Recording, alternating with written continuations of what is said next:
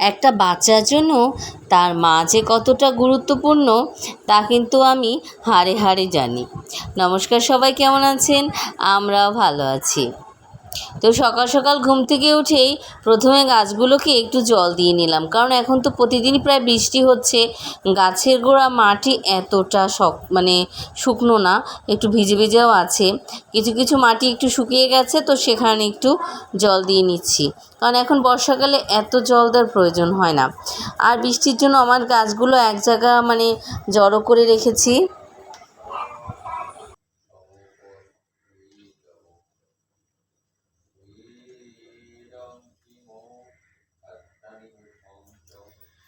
সকালবেলা ঘুম থেকে উঠে গেলাম, আর রান্না বসিয়ে দিয়েছি। আজকে মেয়েরও পরীক্ষা আছে, আমার স্কুল আছে। আজকে তেমন কিছু রান্না করব না, একটু ভর্তা করব আর মেয়ের জন্য ডালের বড়া করব, যেহেতু আজকে পরীক্ষা, ডিম খাবেন না। তো এখান থেকে আজকের ভিডিওটা শুরু করলাম।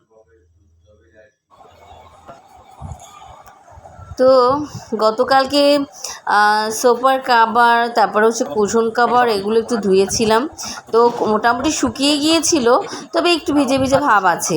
তো আজকে একটু সকালবেলার দিকে রোদ রোদ ভাব এসেছে, আর ভাবছি যতক্ষণ থাকবো ততক্ষণ একটু বাতাস লাগাক, তারপরে বাসায় রেখেই যাব, কারণ সকালবেলাটা একটু রোদ ছিল।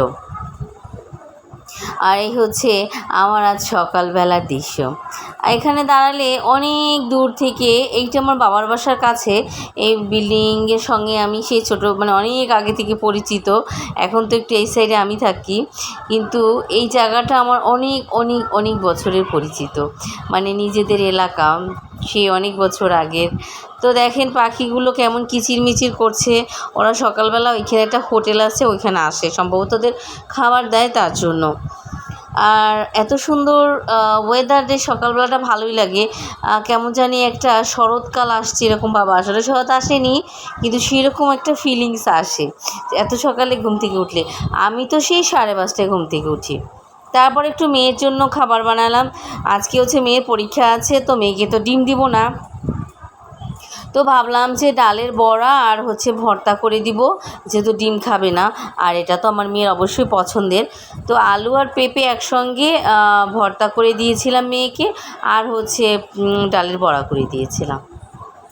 তো ওই যে বলেছিলাম যে একটা মেয়ের জীবনে মা যে কতটা গুরুত্বপূর্ণ, তা আমি হাড়ে হাড়ে বুঝি।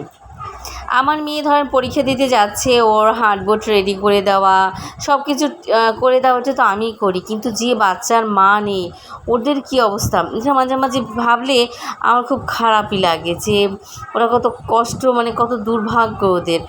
আমার মেয়ে, হ্যাঁ, হয়তো আমি না থাকলে ও হয়তো বা করতো, বাট আমি তো আছি, মনে করি যে আমি করব। তো মেয়ের আজকে অঙ্ক পরীক্ষা, সব কিছু ঠিকঠাক করে দিচ্ছি, যদিও হার্ডবোর্ডের সঙ্গে পেপারটা দিলে একটু সফট থাকে, তো ছিল ওটা একটু নরম হয়ে গেছে, ওটা উঠিয়ে নতুন একটা দিয়ে দিলাম। আর আজকে ফাইলটা গুছিয়ে দেবো, যেহেতু আজকে অঙ্ক পরীক্ষা, তো সেখানে জ্যামিতি বক্স নেওয়ার একটা ব্যাপার আছে। ও আসলে এগুলো করতেই হবে, বা আমার মেয়ে এখনও এতটা কিছু হয়নি যে ও সব ঠিকঠাক মতো নিয়ে যাবে, আমি তো করে দেই। তো যে কথা বললাম যে অনেকের মা থাকে না, ওরা করতে পারে না, যাক সেটা ভগবানের হয়তো বা ইচ্ছে, তাই।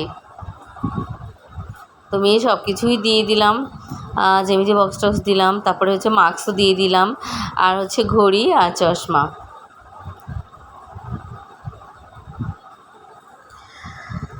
আর এই আমরা রেডি হয়ে গেছি, মা আর মেয়ে। আমার কন্যা সাহেব ওখানে বসে ঘুটুর ঘুটুর করছে, তো আমি মেয়েকে স্কুলে দিয়ে তারপরে আমার স্কুলে যাব, যেহেতু ওর 9:30টায় পরীক্ষা, আমারও 9:30টায় স্কুলে ঢুকতে হবে।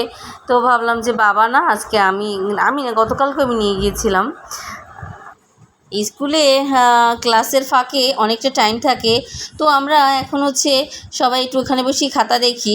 বাসায় তো অবশ্যই খাতা দেখি, কিন্তু স্কুলে বসে খাতা দেখলে একটু সাহায্যই হয়, তাড়াতাড়ি হয়। অনেক সময় তো বসে বসে মোবাইল দেখি, তো আমরা অনেকেই স্কুলে খাতা নিয়ে যাই, যে তাড়াতাড়ি খাতাগুলো দেখা হয়ে যায়। আর এই যে আমার প্রিয় বিস্কিটের সঙ্গে চা চুবিয়ে চুবিয়ে খাচ্ছি, এটা আমার প্রিয়, মানে বিস্কিটটা আমার খুব পছন্দের বিস্কিট। আর বাহিরে যদি এরকম একটা দারুণ ওয়েদার হয় তাহলে তো চার সঙ্গে বিস্কিট আসলেই জমে যায়, তাই না? আজকে অনেক অনেক বৃষ্টি পড়ছে, সকালের দিকটা অনেক ভালো ছিল। তো যাই হোক, ভিডিওটা আজকে এতটুকুই। সামনে নতুন একটা ভিডিও নিয়ে হাজির হব। তো সবাইকে নমস্কার।